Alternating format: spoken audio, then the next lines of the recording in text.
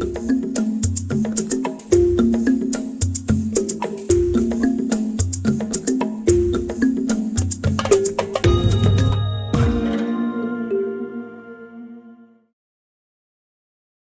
नदियों के पहले एपिसोड में हमने देखा था कि भारतीय नदियों को दो हिस्सों में विभाजित किया गया है। जो हिमालय में उद्गमित होती है वो हिमालयन नदियाँ, और दूसरी प्रायद्वीपीय पठार पर उद्गमित होने वाली ये प्रायद्वीपीय नदियाँ। तो प्रायद्वीपीय पठार पर प्रवाहित होने वाली जो नदियाँ हैं वो प्रायद्वीप पठार का जो सामान्य ढाल है वो पूर्व की ओर है। तो पूर्व में प्रवाहित होने वाली और बंगाल की खाड़ी में मिलने वाली नदियाँ, और दूसरा जो विभाजन है वो है पश्चिम की ओर बहकर अरब सागर में मिलने वाली नदियाँ। तो इस तरह से दो हिस्सों में विभाजित की गई है। तो प्रायद्वीपीय जो नदियाँ हैं वो हिमालय की तुलना में भी अधिक पुरानी नदियाँ हैं। तो सबसे पहले हम देखेंगे कि बंगाल की खाड़ी में कौन कौन सी नदियाँ जाके मिलती हैं। तो उसमें सबसे पहले देखेंगे चंबल नदी। यह नदी मालवा पठार में महू के निकट निकलती है।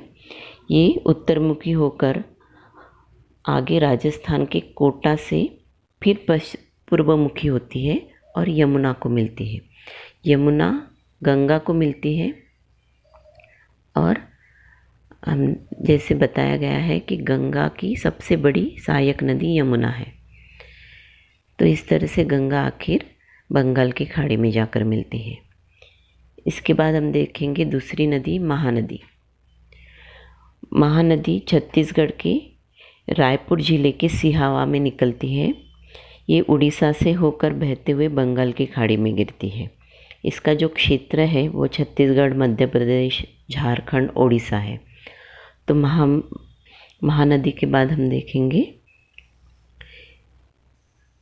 गोदावरी नदी। प्रायद्वीपीय पठार की सबसे बड़ी जो नदी है वो गोदावरी नदी है। यह त्र्यंबकेश्वर में उद्गमित होती है, नासिक जिले में। ये कर्नाटक, उड़ीसा, आंध्र प्रदेश इन राज्यों से होकर आखिर में बंगाल की खाड़ी में गिरती। इसकी जो सहायक नदियाँ उसमें प्रवरा, पूर्णा, पेनगंगा, वेनगंगा, प्राणहिता, इंद्रावती, सिलेरू, मूला, मांजरा इत्यादि है। इसके बाद हम देखेंगे एक महत्वपूर्ण नदी कृष्णा नदी। कृष्णा नदी महाबलेश्वर के निकट के एक झरने में उद्गमित होती है और महाराष्ट्र, कर्नाटक, आंध्र प्रदेश के विस्तृत क्षेत्र से ये गुजरती है। कृष्णा नदी की जो सहायक नदी है उसमें है कोयना, भीमा, मूसी, मुनेरू, घाटप्रभा, मालप्रभा, वारणा, पंचगंगा, दूधगंगा, तुंगभद्रा। ये सारी इसकी सहायक नदियाँ हैं।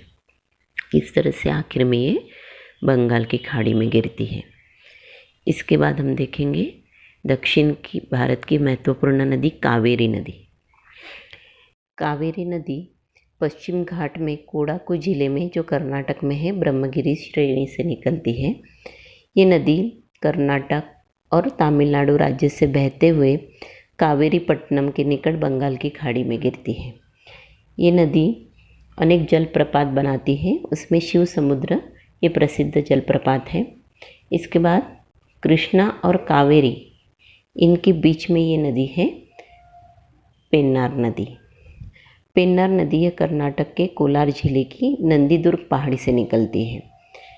इसके बाद महानदी और गोदावरी के बीच में ये है वंशधारा नदी। वंशधारा नदी ओडिशा के कालाहांडी व रायगढ़ जिलों की सीमा से निकलती है, और ये नदी कलिंगपत्तनम में बंगाल की खाड़ी में गिरती है। इसके बाद ये है सुवर्णरेखा नदी।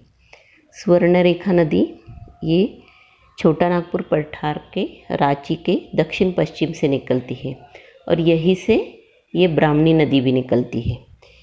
ब्राह्मणी नदी कोयल और साख नदियों के मिलने के बाद बनी है। इस तरह से ये हो गई प्रायद्वीप पठार की पूर्व की ओर बहने वाली तथा बंगाल की खाड़ी में गिरने वाली नदियाँ।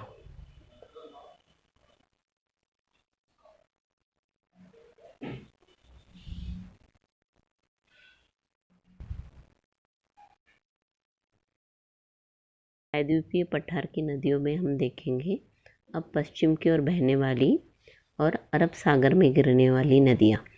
इसमें हमने पहले ही हम देख चुके हैं लूनी नदी, जो अरवली पर्वत में उद्गमित होकर कच्छ के आखात में जाकर मिलती है। तो ये है साबरमती नदी। साबरमती नदी का उगम स्रोत जो है अरावली की पहाड़ियों में राजस्थान के डूंगरपुर जिले में स्थित है।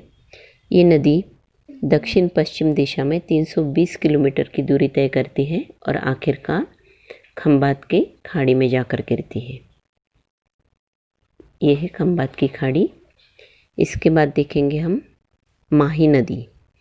माही नदी का उगम विंध्याचल पर्वत श्रेणी में है। ये नदी करीब करीब 533 किलोमीटर की दूरी तय करती है और ये भी दक्षिण की ओर खंबात की खाड़ी में गिरती है। इसके बाद नर्मदा नदी। नर्मदा नदी मध्य प्रदेश तथा छत्तीसगढ़ की सीमा के निकट अमरकंटक नाम की ये पहाड़ियाँ हैं। यहाँ से निकलकर ये पश्चिम की ओर बहकर आखिर भड़ोच के निकट अरब सागर की खाड़ी खंबात की खाड़ी में गिरती है। ये प्रायद्वीप की पश्चिम की ओर बहने वाली सबसे बड़ी नदी है तथा भारत की भी पश्चिम की ओर बहने वाली सबसे बड़ी नदी है।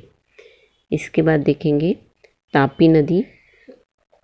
तापी नदी मध्य प्रदेश के बैतूल जिले में महादेव की जहाँ पहाड़ियाँ हैं वहाँ मुल्ताई से उद्गमित होती है। ये भी नर्मदा के करीब करीब समानांतर बहकर पश्चिम की ओर खंबात की खाड़ी में गिरती है।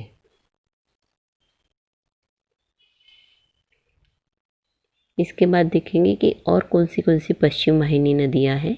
तो ये है पश्चिम घाट।